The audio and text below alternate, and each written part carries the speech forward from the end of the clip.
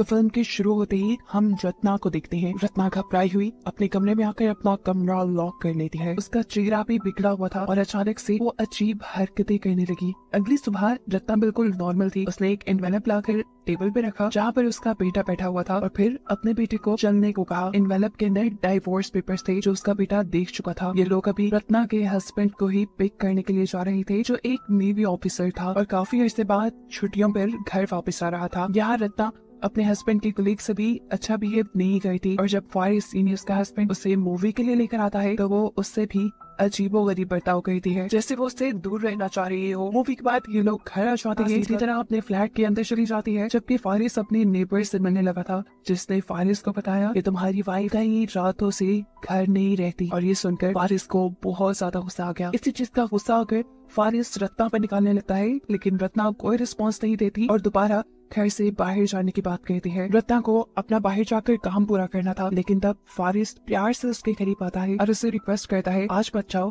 कल चली जाना। रत्ना रुक तो जाती है लेकिन वो फारिस के साथ रहना ही नहीं चाहती थी। वो फारिस को इग्नोर कर रही थी जिससे उसे लगने लगा कि रत्ना का जरूर किसी और आदमी के साथ अफेयर चल रहा है और ये चीज रत्ना को तोड़ देती है। वो फारिस को कोई जवाब नहीं देती लेकिन खुद अपना सर हाथ टेबल पे मारने लगती है और ऐसा करने से उसका बेटा आकर उसे रोकता है। अब सुबह जब फारिस की आंख खुली तो किचन में खटर पटर हो रही थी। बाहर जाकर उसने देखा कि उसका बेटा खुद ही खाना बना रहा था। वो अपने बेटे से बात करता है तो उसे पता चलता है कि कई महीनों से रत्ना उसका बिल्कुल ख्याल नहीं रखती। वो खुद ही अपना नाश्ता बनाता है, खुद ही तैयार होता है, खुद ही नहाता है और फिर स्कूल चला जाता है। ये सुनकर तो फारिस को दुख भी हुआ और गुस्सा भी आया कि रत्ना जो कुछ भी कर रही थी उस सब में अपने बेटे को भी भूल गई थी। अभी वो यही सोच रहा था कि एकदम से दरवाजे पे नॉक होता है और देखने को मिलता है कि यहाँ रत्ना की असिस्टेंट आई थी। रत्ना खुद एक स्क्रिप्ट राइटर थी और उसे जल्द ही अपना एक शो प्रोड्यूस करना था जिसके लिए वो काफी दिन से बिजी थी। और रत्ना के ही कहने पर उसकी असिस्टेंट उसके बेटे बुद्धि को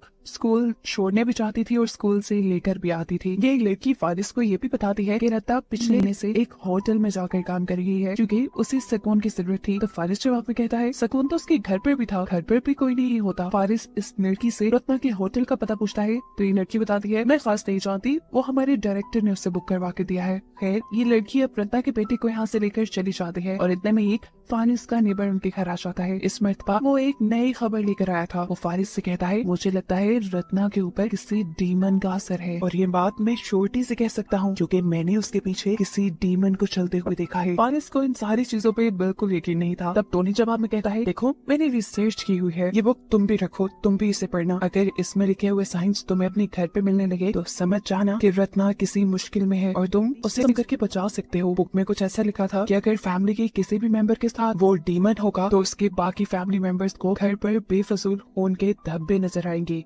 उनकी इन्हीं बातों के दौरान दिखाया जाता है कि पीछे रत्ना का गाँव तकिया एक अजीब से मॉन्स्टर में बदल गया जिसे इन दोनों ने नोटिस नहीं किया। अब फारिस इन सारी बातों को इग्नोर करते हुए जाता है रत्ना के डायरेक्टर के पास क्योंकि उसे लग रहा था कि रत्ना का डायरेक्टर उसमें इन्वॉल्व है। वो उसे फजूल में यहाँ पीटने ही वाला था लेकिन फिर उसे पब्लिक का ख्याल आया और उसने पूछा बताओ रत्ना कहाँ है। डायरेक्टर जवाब में उसे रत्ना का एड्रेस नहीं बताता बल्कि ये कह देता है उसे डिस्टर्ब मत करो, वो बहुत बड़ा प्रोजेक्ट कर रही है। ये सारी चीजें सुनने के बाद फारिस को और भी ज्यादा गुस्सा आ गया। भी करता हर चीज उसे पता चलाने का तजस्सुस हो गया था, इसीलिए उसने एक प्राइवेट स्पाई को हायर किया जो हर वक्त उस डायरेक्टर पर और उसकी वाइफ पर नजर रखे। ये सब करने के बाद वो घर वापस आ जाता है। ये टाइम उसके बेटे के भी स्कूल से वापस आने का था। रत्ना की असिस्टेंट ही उसे स्कूल से वापस लेकर आई और दुखी फारिस उसी से अपना गम बांटने लगा। बातों ही बातों में जब वो लड़की फारिस के करीब आने वाली थी तभी इन दोनों के दरमियान फारिस का बेटा आ गया जो अपने डैड को उसे नहलाने को कहता है। फारिस जब अपने बेटे को नहला रहा था तब वो बताता है कि मॉम कई दिनों से बहुत अजीबोगरीब बिहेव करती है, कमरे में जाकर खुद ही से बातें करती है और उनकी बॉडी भी कभी कभार मुड़ जाती है। इनकी इन्हीं बातों के दौरान फारिस के बेटे को छत पर उनके धब्बे नजर आने लगे जिससे डरकर वो पानी के अंदर चला गया। यहाँ हम देखते हैं कि इतने में रत्ना भी घर आ गई। फारिस गुस्से में रत्ना के पास गया और उससे पूछा बताओ तुम कितने लोगों में इन्वॉल्व हो। ये बात इतनी ज्यादा गलत थी कि रत्ना को शदीद गुस्सा आ गया और रत्ना के गुस्सा होने पर हमें दिखाया गया कि उसके घर की लाइट्स एकदम से फ्लिकर होने लगी थी, यहाँ तक कि उनके घर का फ्यूज भी उड़ गया और रत्ना का मुंह भी इस वक्त अजीब हो गया था। एक मर्तबा के लिए तो फारिस को लगा कि रत्ना गायब हो गई लेकिन लाइट आने पर उसने रत्ना को नीचे बैठे हुए देखा। वो सिर्फ जमीन पे गिरी हुई नहीं थी, उसकी हालत भी काफी अजीब थी। रंग बिगड़ चुका था और वो अजीबोगरीब तरीके से मूव कर रही थी। ऐसे लग रहा था कि जैसे कोई अनदेखी चीज इस वक्त उसके साथ है। फारिस रत्ना को उठाकर रूम में ले जाता है। उसकी हालत बहुत खराब हो गई थी। ये सब क्या हो रहा था? फारिस यही सोच रहा था कि एकदम से उसकी नजर मिरर में गई, जहाँ पर उसे रत्ना का गाँव तकिया एक डेड बॉडी की शक्ल में दिखा। आधी रात गुजर जाती है और आधी रात में रत्ना को दोबारा से वही अटैक आता है, जिसमें वो अजीबोगरीब बिहेव कर रही थी और उसने अपना गाँव तकिया ऊपर रखा हुआ था। ये देखकर फारिस उसके ऊपर से गाँव तकिया उठाकर साइड पे फेंक देता है, जिसके बाद रत्ना की हालत ठीक हो जाती है। इतने में ही हम देखते हैं फारिस को किसी का फोन आया। ये उसी स्पाई की कॉल थी जिसने फारिस को बताया कि वो डायरेक्टर तुम्हारी वाइफ में इन्वॉल्व नहीं है, क्योंकि वो सारी इन्वेस्टिगेशन कर चुका था। कॉल के बाद जैसे ही फारिस रूम में आया तो रत्ना दोबारा ही उसे पोजेस हालत में मिली। उसके बाल उसके मुंह पे आए हुए थे और वो अजीबोगरीब काम कर रही थी। लाइट्स एक और बार फ्लिकर हुई और फिर जब वो लाइट्स बंद होकर ऑन हुई तो रत्ना घर से गायब हो चुकी थी। फारिस को इस मर्तबा भी कुछ चीजें अजीब नहीं लगी। उसका शक अभी भी डायरेक्टर पे जा रहा था, इसलिए उसने दोबारा स्पाई को कॉल की और डायरेक्टर के होटल का एड्रेस पूछते हुए उसके होटल में चला गया। वो जब लिफ्ट में था तो उसे यहाँ पे एक ओल्ड लेडी मिली जो उसे ये कहती है कि वो आने वाला है, जो कहने के बाद वो भी गायब हो जाती है। फिर उसने जाते ही डायरेक्टर पर गन पॉइंट कर दी, लेकिन फिर उसे पता चला उसके रूम में तो कोई भी नहीं था। वो घर वापस आया तो उसने देखा कि उसका बेटा बहुत ज्यादा डरा हुआ है, क्योंकि उसे छत पर खून के धब्बे नजर आ रहे हैं। काफी देर से वो वॉशरूम में भी नहीं गया था, क्योंकि वहाँ पर रत्ना थी और उसे अब रत्ना से डर लग रहा था, अपनी मॉम से डर लग रहा था। जाने से पहले तो फारिस खुद वॉशरूम चेक करके गया था, रत्ना वहाँ नहीं थी, लेकिन अब रत्ना वहाँ कैसे आ गई थी उसे समझ नहीं आता। वॉशरूम में जब वो जाकर देखता है तो रत्ना की हालत काफी बुरी थी। उसने अपने ऊपर अपना गाँव तकिया रखा हुआ था और उसके पाँव में से भी खून निकल रहा था। बाकी जो कोई भी उसे देखता डर जाता। फारिस अपने बेटे को इस कमरे से चले जाने को कहता है और फिर रत्ना को उठाकर बेड पर लिटाता है। रत्ना को सुनाने के बाद वो अपने बेटे के पास आ गया, उसे तसल्ली दी और उससे बातें करने लगा। करते करते ही ये दोनों यहाँ सो गए। और इसके सोने के बाद आधी रात को रत्ना दोबारा उठी। अब वो बिल्कुल ठीक लग रही थी। वो तैयार हुई, उसने बोल्ड मेकअप किया और छतरी लेकर बाहर निकल गई। बाहर बहुत तेज बारिश हो रही थी, लेकिन इसकी उसे परवाह नहीं थी। वो इस बारिश में झूमती एंजॉय करती आगे बढ़ती है और तभी उसे टैक्सी मिल जाती है। वो टैक्सी को उसी होटल जाने को कहती है जहाँ पर पिछले कई दिनों से वो काम करने के लिए जाया करती थी। मौसम की खराब हालत और अकेली लड़की को देखकर टैक्सी ड्राइवर भी सिचुएशन का फायदा उठाने की कोशिश करता है, लेकिन रत्ना इग्नोर करके उसकी गाड़ी से निकल जाती है।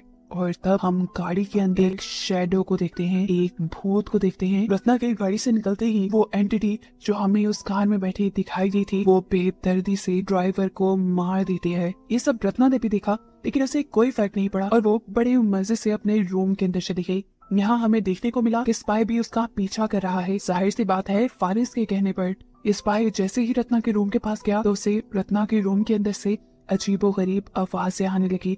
उसे लगा कि रत्ना के रूम के अंदर पहले से ही कोई होगा। बिना कुछ पूछे इजाजत लिए वो रत्ना का रूम खोलकर अंदर चला गया, जहाँ पर कोई भी नहीं था। रत्ना भी ऐसे खड़ी हुई थी जैसे उसे कोई फर्क ही ना पड़ा हो, जैसे वो पूरी तरह होश में ही ना हो। उसे स्पाई के अंदर आने से भी नहीं पड़ा, क्योंकि वो जानती थी कि ये काम फारिस ही करवा रहा है। स्पाई कुछ उससे सवाल पूछता है और फिर उसका पूरा कमरा, उसकी अलमारी, बेड के नीचे, यहाँ तक कि उसका वॉशरूम भी चेक करता है, लेकिन इस टाइम रत्ना के कमरे में कोई भी नहीं था। इन सारी चीजों की वो वीडियो भी बनाता गया, क्योंकि ये उसे फारिस को भेजनी थी। जब तक स्पाई सब कर रहा था, रत्ना अपने काम में मगन थी। यहाँ हम देखते ही कि रत्ना की वीडियो बनाते हुए वो आदमी भी आहिस्ता आहिस्ता रत्ना के करीब आने लगा, लेकिन रत्ना ने कोई रिस्पॉन्स नहीं दिया, यहाँ तक कि उसके हाथ भी नहीं हटाई। एकदम से अब इस आदमी को बाथरूम से अजीब आवाज आई। उसे लगा कि बाथरूम में कोई है। चेक करने के लिए जैसे ही उसने बाथरूम का दरवाजा खोला तो वहाँ बहुत सारा खून गिरा और सामने एक एंटिटी, एक डीमन भी उसे दिखाई दिया।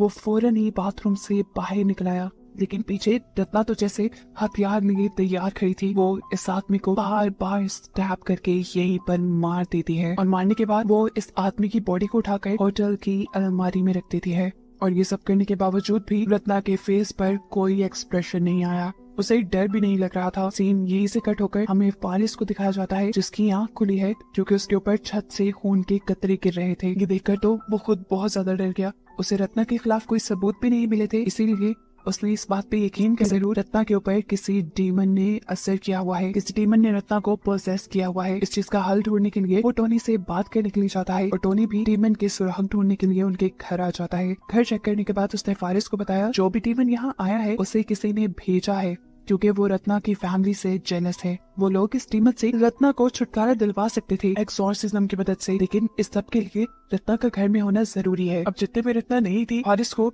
वहाँ पर बहुत सारी कैसेट्स नजर आ रही थी। टाइम पास करने के लिए उसने इनमें से एक कैसेट प्ले कर ली। ये रत्ना के शो की रिहर्सल्स की रिकॉर्डिंग थी, जहाँ पर उसने देखा कि उसका डायरेक्टर बार बार उसकी स्क्रिप्ट्स को कैंसिल करवा रहा था। वो उसके काम को बुरा कहता था और एक ही काम कर से लेता था, जिसकी वजह से रत्ना काफी डिस्टर्ब थी। इसी रिकॉर्डिंग में हम देखते हैं कि रत्ना की असिस्टेंट उसकी सारी स्क्रिप्ट्स को समेटती है और फौरन रत्ना के पीछे आकर उससे कहती है कि मैं तुम्हारी सारी प्रॉब्लम्स हल कर सकती हूँ, सिर्फ एक शर्त पे कि तुम अपने हस्बैंड को मुझे दे दो। जाहिर सी बात है, किसी को भी ये बात सुनकर गुस्सा आना ही था। रत्ना ने बुरी तरह इनकार कर दिया। तब उस लड़की ने कहा, सोच लो, मैं तुम्हें उसके बदले कुछ ऐसा दे सकती हूँ जो हमेशा तुम्हारी बात मानेगा, लेकिन वो एक इंसान नहीं होगा, वो होगी कोई एंटिटी, एक डीमन। ये सारी चीजें फुटेज में देखने के बाद वारिस समझ गया कि जरूर रत्ना की असिस्टेंट नहीं, वो एंटिटी, वो डीमन रत्ना के पीछे लगाया है। सारी बात समझने के बाद वो इरादा करता है कि वो रत्ना की मदद करेगा, इसीलिए वो पूछ पूछा कर होटल जाता है, जहाँ हमें देखने को मिला कि इस टाइम रत्ना के पास उसका डायरेक्टर आया हुआ था, जो अभी भी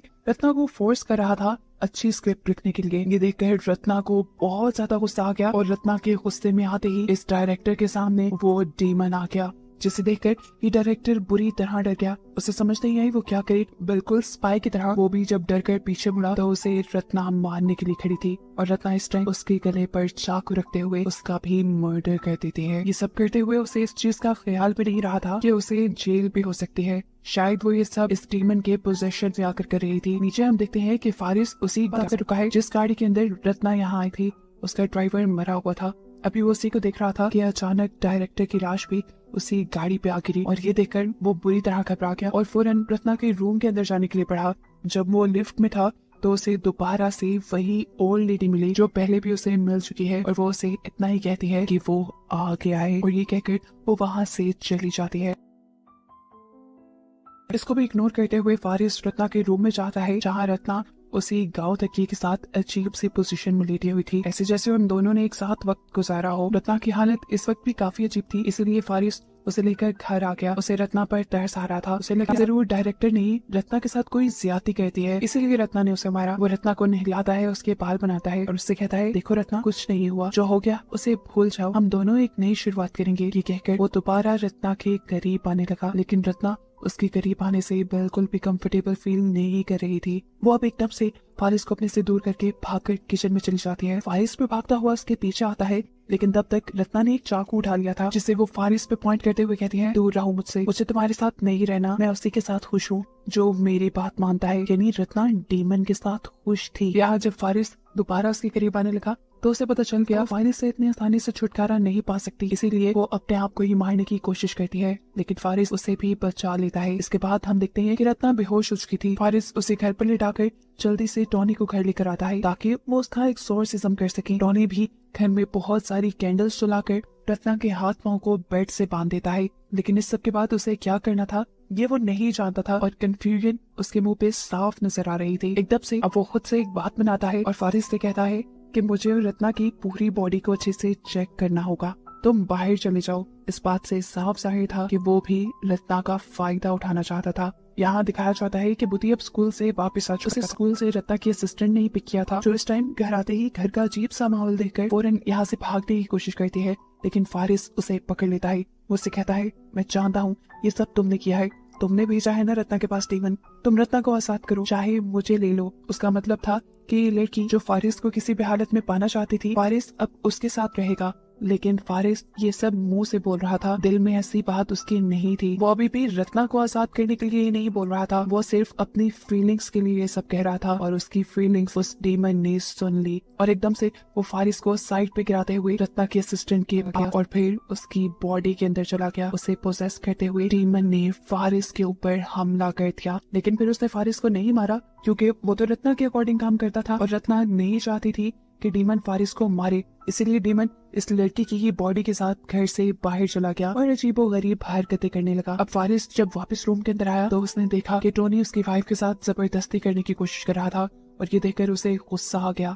इससे पहले कि वो टोनी के साथ कुछ करता, इस रूम का फर्नीचर हवा में लटक जाता है और यहाँ की लाइट्स भी चली जाती हैं। टोनी इसी मौके का फायदा उठाते हुए फारिस को मारने की कोशिश करता है, क्योंकि वो जानता था कि अगर उसने फारिस को न मारा तो फारिस उसे मार देगा। अब ठीक उसी टाइम पर जब वो फारिस को मारने वाला था, डीमन ने उसी को पोसेस कर लिया। ऐसी हालत में टोनी खुद अपना सर दीवार से मार मार कर मर गया। और यहाँ रेलवे स्टेशन पे रत्ना की असिस्टेंट भी अपना सर नीचे मार मार कर मर गई। सीन कट होकर दोबारा हमें फारिस का घर दिखाया जाता है, जहाँ दीवारों पे, छत पे, फ्लोर पे हर जगह खून फैलने लगा था। और ये देखकर फारिस भी डर गया। हाथ में गन लिए उसने तेजी से अपने बेटे का दरवाजा खटखटाया ताकि वो अपने बेटे को लेकर यहाँ से भाग जाए, लेकिन दरवाजा ना खुलने पर मजबूरन उसे रत्ना के रूम में जाना पड़ा, जहाँ जाकर उसने देखा कि रत्ना अपने गाँव तकिए के साथ टाइम स्पेंड कर रही थी। असल में गाँव तकिए के अंदर इस वक्त डीमन था और वो डीमन के साथ इंटीमेट हो रही थी। ये देखकर फारिस के भी होश उड़ गए। उसे समझ नहीं आई कि उसने देखा क्या है। उसके दिमाग पे इतना स्ट्रेस आया कि वो बेहोश हो गया। और उसे जब होश आया तो उसने देखा कि वो थिएटर की एक कुर्सी से बंधा था और उसके इर्द गिर्द सभी उन लोगों की लाशें बंधी हुई थी जो इस मूवी में मारे गए थे। यहाँ रत्ना इन सबको अपनी लिखी हुई स्क्रिप्ट सुनाती है और फिर फारिस को भी शूट करके मार डालती है। देखने को मिलता है कि ये सब उसके बेटे बुद्धि ने पर्दे के पीछे से देखा, लेकिन कोई अजीब रिएक्ट उसने नहीं किया। शायद उसे भी डीमन ने पोसेस कर लिया था। अब रत्ना का साथी वो डीमन ही था जो उसे हर मुश्किल से निकाल लेता था। इसीलिए तो रत्ना ने इतने बड़े बड़े कदम उठा लिए थे। जितने भी लोगों को रत्ना ने मारा था, ये सब वो लोग थे जो रत्ना को तंग किया करते थे। और अब इन सब के मरने के बाद रत्ना आजाद थी और उसी को दिखाते हुए ये कहानी यहाँ खत्म हो जाती है।